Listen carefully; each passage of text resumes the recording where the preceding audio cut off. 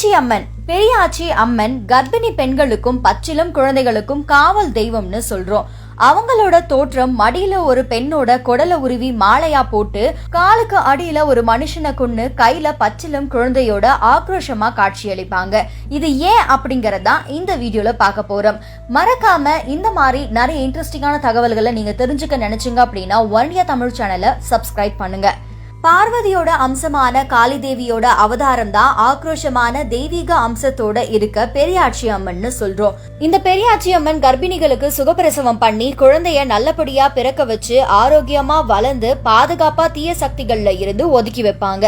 இன்னைக்கு இருக்க ஜெனரேஷன்ல திருமணமான பெண்கள் அவங்களோட முதல் பிரெக்னன்சி டெஸ்ட்ல இருந்து குழந்தை நல்லபடியா பிறந்து அந்த குழந்தையோட முதல் டெஸ்ட் அவங்களோட ரெகுலர் செக்அப்னு எல்லாமே நம்ம டாக்டர் கிட்ட தான் போறோம்.